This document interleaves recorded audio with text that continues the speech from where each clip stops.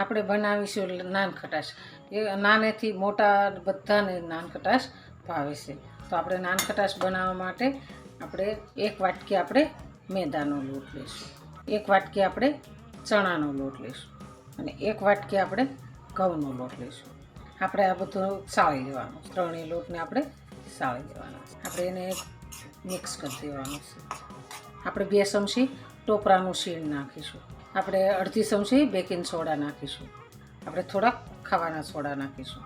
અડધી ચમચીથી ઓછા નાખીશું. આપણે બધું જ મિક્સ કરી દેવાનું છે.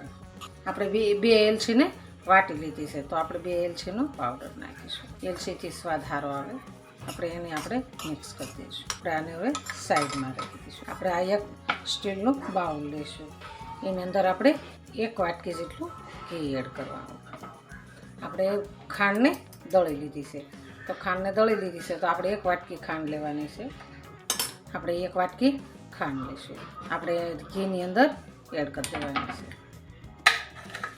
બુરું અને ઘી ફેટી લેવાનું છે.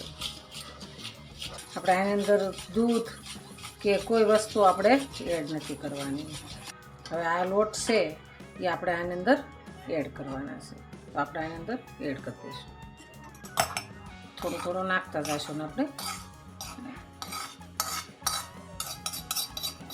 નાન ખટાશ આપણી એકદમ પોચી અને સરસ નાન ખટાશ બને છે. આપણે હવે હાથના મદદથી સેટ કરી દઈશું. એમનેમ જ આપણે લોટને ડ્રો કરી લેવાનો છે. આપણે સરસ સેટ થઈ ગયો છે. આપણે હવે આની ગોટી બનાવીશું. આપણે આ મીઠું છે, હવે આને હીટ થવા મૂકીશું. ગેસ ઉપર મૂકી દઈશું એટલે આપણે ગરમ થઈ જશે. આપણે એના પર ઢાંકી દઈશું ઢાંકણ. આપણે એક આ થાળી લઈશું. થાળી પર આપણે પેપરને પાથરવાનું છે. આવી રીતના આપણે ગોળ કરી નાખીશું. આપણે કાગળને કટિંગ કરી અને થાળીમાં આપણે સેટ કરી દીધો છે. તો આપણે એ મીઠું એડ થાય એટલી વારમાં આપણે આવી રીતના આપણે સેટ કરી દઈશું. આપણે બધી સેટ થઈ ગઈ છે, તો આપણે એની પર તરબૂચના બિયા મૂકીશું. આપણે એના પર આવી રીતના ડિઝાઇન પાડી દઈશું.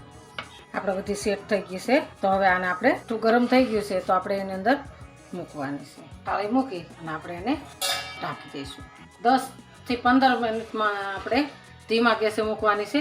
15 મિનિટની અંદર એકદમ સરસ આપણી નાન ખટાશ તૈયાર થઈ જાય છે. આપણી એકદમ સુપર સરસ આપણી નાન ખટાશ સરસ તૈયાર થઈ ગઈ છે. એકદમ મસ્ત બની ગઈ છે. તો હાલો ખાવા. જો આ મારો વિડીયો ગમે તો લાઈક, શેર અને સબસ્ક્રાઈબ કરી દેજો. રાધે રાધે.